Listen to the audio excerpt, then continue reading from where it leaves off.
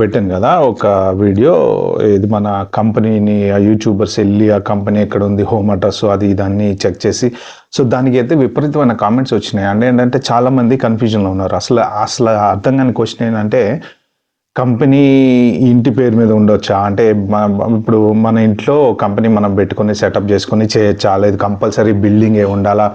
ఇలాంటివి చాలా మందికి అర్థం కావట్లేదు. అంటే అసలు కంపెనీ ఏంటి, కంపెనీ ఎందుకు, అడ్రస్ ఎందుకు ఉండాలి? ఇప్పుడు వాళ్ళ వెబ్సైట్లో మెన్షన్ చేసిన దాని ప్రకారం ఏంటంటే అడ్రస్ ఉంది, అడ్రస్ పేరు మీద మనం కంపెనీ రిజిస్టర్ చేసాము. బట్ ఏంటంటే మనం క్లయింట్ సైట్లో వర్క్ చేస్తున్నాం కదా. ఎవరో ఒక కామెంట్ కూడా పెట్టారు, ఆమె క్లయింట్ సైట్ కదా వెళ్ళాల్సింది, కంపెనీ అడ్రస్కి వెళ్ళి కంపెనీ లేదంటుంది ఏంటి, అలా ఎలా చెక్ చేస్తుంది అంటే. ఇప్పుడు మీ వైపు నుంచి మీరు H1B మీద వర్క్ చేస్తున్నారు అనుకోండి. ఫర్ ఎగ్జాంపుల్ ఒక కంపెనీలో ఇప్పుడు దాని ప్రకారం 27 30 మెంబర్స్ ఉన్నారనుకోండి.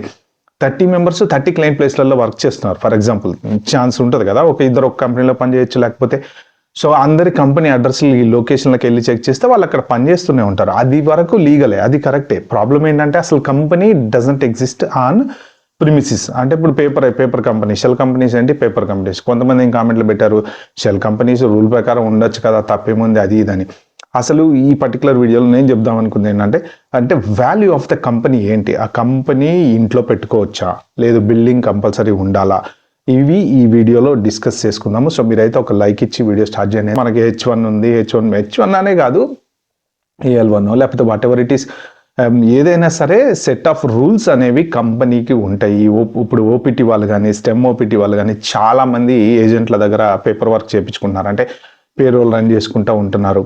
అసలు రూల్స్ ఏంటి, ఒక కంపెనీ ఉండడానికి ఉండేటువంటి రూల్స్. కాబట్టి మీరు ఒక లైక్ ఇస్తే ఈ వీడియో కొంచెం అందరికీ చేరుతుంది. ఇంకా మన టాపిక్లో మాట్లాడుకుంటే ఏంటంటే, ఫస్ట్ ఆఫ్ ఆల్ కంపెనీ ఇంటి పేరు మీద ఉండొచ్చా? ఎస్, ఉండొచ్చు, నో ప్రాబ్లం. మన ఇంటి పేరు మీద మనం కంపెనీ రిజిస్టర్ చేసుకోవచ్చు. ఎలాగంటే ఇప్పుడు ఫర్ సపోజ్ ఒక గ్రీన్ కార్డ్ హోల్డర్ ఉన్నాడు, ఆయన ఒక చిన్న ఓన్ బిజినెస్ సెటప్, చిన్న బిజినెస్ స్టార్ట్ చేసుకున్నాడు అనుకోండి.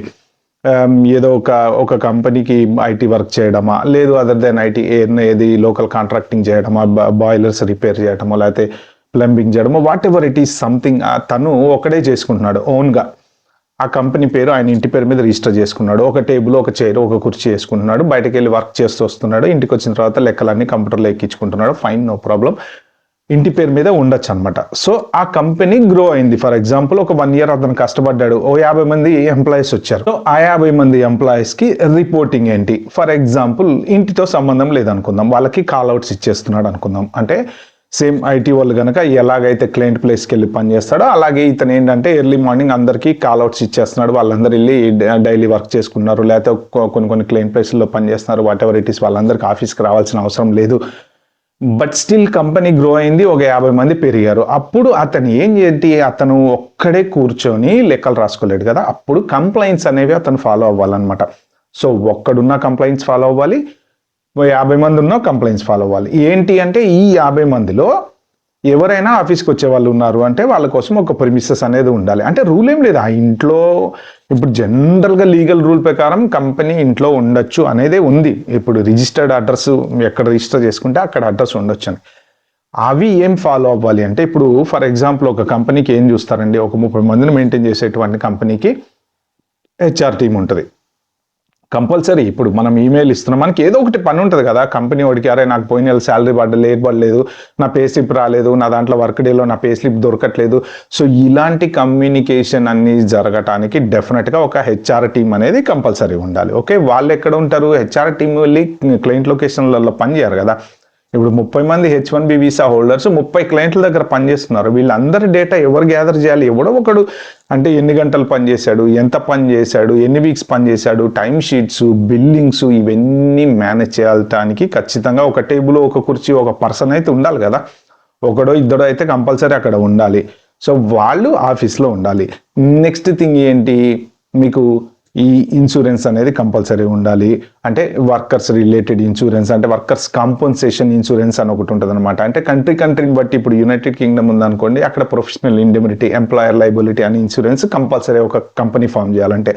అదే అమెరికాలో అయితే వర్కర్స్ లైబిలిటీ ఇన్సూరెన్స్ అని చెప్పేసి అట్లా ఒక్కొక్క దాన్ని బట్టి ఒక్కొక్క సెట్ ఆఫ్ ఇన్సూరెన్స్లు కంపల్సరీ ఉంటాయి. అవి కంపల్సరీ ఉండాలి.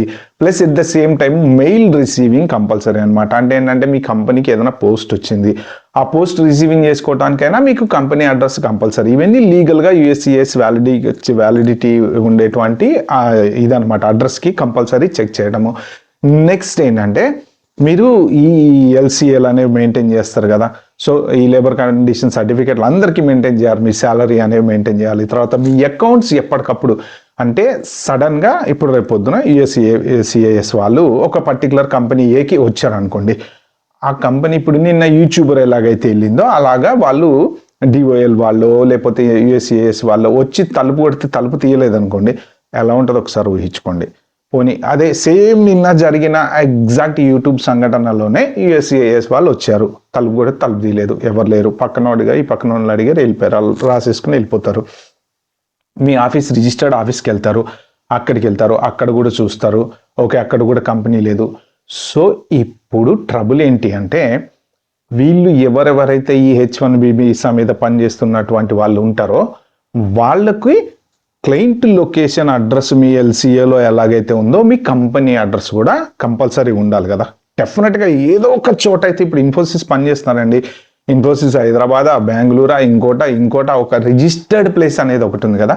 సో ఆ రిజిస్టర్డ్ ప్లేస్ కంపల్సరీ, అంటే it's mandatory for your LCA అనమాట. సో ఆ రిజిస్టర్డ్ ప్లేస్లో కంపెనీ లేదు అంటే మరి అది ఫ్రాడా కాదా అనేది మీరు చూసుకోండి. ఓకే, కంపెనీ ఉండాలి, మెయిల్ అడ్రస్ మనం పంపించేటువంటి లెటర్స్ అడ్రస్లు ఉండాలి.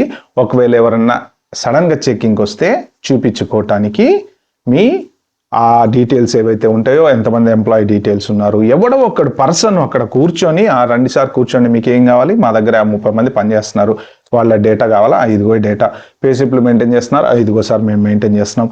ఇప్పుడు ఫర్ ఎగ్జాంపుల్ వర్క్ డే ఉందండి, వర్క్ డేలో అందరూ ఎంప్లాయీస్ పే స్లిప్లు అవన్నీ చూసుకుంటూ ఉంటారు కదా. అలాగే ఎట్ ద సేమ్ టైము అదే వర్క్ డే యాక్సెస్ మేనేజర్లకు కూడా ఉంటుంది కదా. సో ఇప్పుడు ఈ 30 మంది H1B వాళ్ళు వేరే వేరే కంపెనీస్లో క్లయింట్ లొకేషన్లో పనిచేస్తున్నారు అనుకుందాం. ఫర్ ఎగ్జాంపుల్ కాంట్రాక్ట్లన్నీ ఎవరు మేనేజ్ చేయాలి, ఎవరో ఒక మేనేజర్ ఉండాలి. ఆ మేనేజర్ ఎక్కడ ఉండాలి, ఆఫీస్ లొకేషన్లో ఉండాలి. ఆయన పోయి క్లయింట్ లొకేషన్లో పనిచేయడు కదా. ఒక ప్రాజెక్ట్కి ఒక ప్రాజెక్ట్ మేనేజర్ ఉంటాడు, ఒక టీం ఉంటుంది, వీళ్ళందరూ కూడా ఆఫీస్లోంచి ఈ ఆఫీస్ పర్సన్ ఎవరైతే మేనేజర్ ఉంటాడో ఆయన ఆ కంపెనీకి వెళ్ళి ఆ కంపెనీతో కాంట్రాక్ట్ చేసుకుంటాడు. ఏమని, అరే మా దగ్గర H1B ఆయన ఉన్నాడు, నీకు హెల్ప్ చేస్తాడు, నీకు డెవలప్మెంట్ చేసి పెడతాడు, వాట్ ఎవర్ సంథింగ్ XYZ. ఆ పర్సన్ ఎక్కడ కూర్చుంటాడు, ఈ ఆఫీస్లోనే కూర్చోవాలి కదా.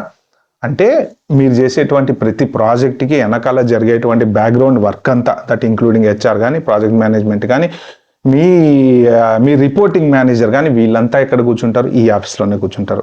ఓకే, వాళ్ళు కూడా సపోజ్ రిమోట్ వర్కే చేశారని అనుకుందాం, but at the end of the day mandatory address అనేది ఆ ఎల్సిఏలో ఎవరెవరైతే రిమోట్ వర్క్ చేస్తున్నారో మీ కంపెనీ అడ్రస్ కంపల్సరీ ఉండాలన్నమాట. ఈ కంపెనీ ఏంటంటే PIF పబ్లిక్ యాక్సెస్ ఫైల్ అనేది కంపల్సరీ మెయింటైన్ చేయాలి. ఏమేమి ఇన్సూరెన్స్ కట్టాలో అవన్నీ కట్టాలి, ఎల్సిఏ కరెక్ట్గా మెయింటైన్ చేయాలి. సో ఈ డీటెయిల్స్ అన్ని రేపు పొద్దున వాళ్ళు ఇన్స్పెక్షన్కి వస్తే చూపించుకోవటం ముఖానికి ఉండాలన్నమాట. ఒకవేళ for example me company only paper మీద ఎగ్జిస్ట్ అయింది, కంపెనీ లేదు, షెల్ కంపెనీ, దాని మీద మీరు H1 చేస్తున్నారు అంటే అది మరి ఫ్రాడా కాదా అనేది మీరు మీ అటార్నీని అడిగి తెలుసుకోండి. ఒకేలా అలా ఎవరైనా కనుక మీరు H1లో ఉన్నా, OPTలో ఉన్నా, స్టెమ్ OPTలో ఉన్నా, మీ company only just paper, pen, కాగితాలు అన్నీ ఇస్తుంది కానీ మీకు ప్రిమిసిస్ లేదు, ఏమీ లేదు, అడ్రస్ మాత్రం రిజిస్టర్డ్ ఉంది, వెబ్సైట్లో అడ్రస్ ఉంది. దీంట్లో మన గవర్నమెంట్ రిలేటెడ్ మనం ఎక్కడైతే రిజిస్ట్రేషన్ చేసుకుంటామో కంపెనీ రిజిస్ట్రేషన్ సంబంధించినటువంటి వెబ్సైట్లలో అక్కడ కూడా అడ్రస్ ఉంది, కానీ ప్రిమిసిస్ అనేది ఎక్కడ సరిగ్గా లేదు అంటే అది డెఫినెట్గా ప్రాబ్లం అవుతుంది. ఇప్పుడు కాకపోతే రేపు పొద్దున ఫ్యూచర్లో జీసీకి వెళ్ళిన తర్వాత అయినా, జీసీ అప్లై చేసేటప్పుడైనా ఏంటంటే మిస్రిప్రజెంటేషన్ యాక్ట్ కిందకి, అంటే అప్పుడు కంపెనీ లేదు, అప్పుడు ఎల్సిఏ సరిగ్గా మెయింటైన్ చేయలేదు, అప్పుడు ఆ ట్యాక్స్ సరిగ్గా ఫైల్ చేయలేదు అంటే జనరల్గా ఏంటంటే H1B వర్కర్ కూడా రెస్పాన్సిబిలిటీ అనేది ఉంటుంది. అంటే ఇప్పుడు మీరు ఏ కంపెనీ ద్వారా జాబ్ చేస్తున్నారు, మీ కంపెనీ కరెక్ట్ ఉందా లేదా, కంపెనీ ట్యాక్స్ కడుతుందా లేదా, మీ ఫైల్ మెయింటైన్ చేస్తుందా లేదా, అన్నీ చూసుకోవాల్సిన బాధ్యత కంపెనీకి ఎట్లా ఉంటుందో అట్ ద సేమ్ టైం ఎంతో కొంత 10-20% అయితే H1 వాళ్ళకి కూడా ఉంటుంది. నాకేం సంబంధం లేదు సార్, మా కంపెనీ వాళ్ళు చూసుకోవాలి, నాకేముంది, నాకు జాబ్ ఇచ్చారు, నేను జాబ్ చేస్తున్నా అంటే వాళ్ళు వెనక ఏం చేస్తున్నారో, మీ మీద అసలు ట్యాక్స్ కడుతున్నారా కట్టట్లేదా, అవన్నీ మీకు తెలియాలి కదా. ఒకవేళ ట్యాక్స్ కట్టట్లేదు అనుకోండి, ఫర్ సపోజ్ మీ పే చెక్ సరిగ్గా మెయింటైన్ చేయట్లేదు, ఎవ్రీ 15 daysకి శాలరీస్ ఇవ్వట్లేదు, 2 నెలలకు 3 నెలలకు ఇస్తున్నాడు, ఇలా జరిగినాయి, నాకు చాలా కామెంట్స్ వచ్చినాయి. సో ఇలాంటివన్నీ ఏంటంటే ఫ్యూచర్లో మీరు ఎక్స్టెన్షన్కి వెళ్ళినప్పుడు మీకు ప్రాబ్లం అవుతుంది. ఇప్పుడు ఈ కంపెనీలు ఎవరెవరైతే ఎక్స్పోజ్ చేస్తున్నారో వాళ్ళకి సంబంధించిన H1 వాళ్ళు కనుక రేపు పొద్దున ఎవరైనా ఎక్స్టెన్షన్కి వెళ్ళారనుకోండి, అప్పుడు USCIS వాళ్ళు వచ్చి ఇన్వెస్టిగేషన్ చేస్తే కంపెనీయే ఉండదన్నమాట. అప్పుడు ఒక్కళ్ళ వలన ఈ మిగిలిన వాళ్ళకు కూడా ఇబ్బంది అయ్యేటువంటి ఛాన్స్ ఉంటుంది. సో మెయిన్ ఏంటంటే మీరు తెలుసుకోవాల్సింది, మీ కంపెనీ కనుక ఎగ్జిస్టెన్స్ లేకపోతే, ఓన్లీ పేపర్ కంపెనీ అయితే కనుక ఖచ్చితంగా ఫ్యూచర్లో ప్రాబ్లం ఉంటుందా? మీ ఎక్స్టెన్షన్లకు వెళ్ళినప్పుడు మీరు మంచి జాబ్ చేస్తూ మంచి లైఫ్ లీడ్ చేస్తుండొచ్చు, నో ప్రాబ్లం. బట్ మీ కంపెనీ లేదు, దానివల్లే మన ప్రాబ్లం ఉంటుంది అనేది తెలుసుకోండి. బట్ కంపెనీ అనేది ఓన్లీ ఆన్ పేపర్ కాకుండా ఏదో ఒక ప్రెమిసిస్ అనేది ఉండాలి, దానికి ఒక HR టీమ్ అనేది ఉండాలి, దానికి ఒక ఇన్సూరెన్స్ అనేది ఉండాలి, అంటే వర్కర్స్ రిలేటెడ్ ఇన్సూరెన్స్, తర్వాత ఏమేమైతే మ్యాండేటరీ రూల్స్ అన్ని USCIS ప్రకారం ఫాలో అవ్వాలో అవన్నీ కంపల్సరీ అనమాట. లేకపోతే వాళ్ళు ఎంత రెస్పాన్సిబుల్లో వాళ్ళతో పాటు మీరు కూడా, అంటే మీరు చెక్ చేసుకోనందుకు రేపు పొద్దున మీ LCAలో గనక కంపెనీ అడ్రస్ కరెక్ట్ లేకపోయినా, ఇంకొకటి ఇందాక నేను చెప్పిన ఎగ్జాంపుల్లో ఇప్పుడు ఆ కంపెనీ గ్రో అయింది, ఆయన 50 మంది పెరిగారు, ఆయన ఇంటి నుంచి కంపెనీ షిఫ్ట్ చేశాడు అనుకోండి, పెద్ద ఆఫీస్ తీసుకొని ఇప్పుడు 50 మందికి అకామిడేట్ ఇవ్వాలని ప్రతి ఒక్క LCA ఒకవేళ H1B మీద వాళ్ళు ఉంటే అమెండ్ చేయాలి. ఆ అడ్రస్ మీదనే మీరు LCA నడిపించుకుంటూ పోయారనుకోండి, అది ఫ్రాడ్, ఇన్వాలిడ్ అవుతుంది. మీ కంపెనీ షిఫ్ట్ అయింది, ఎందుకు షిఫ్ట్ అయింది?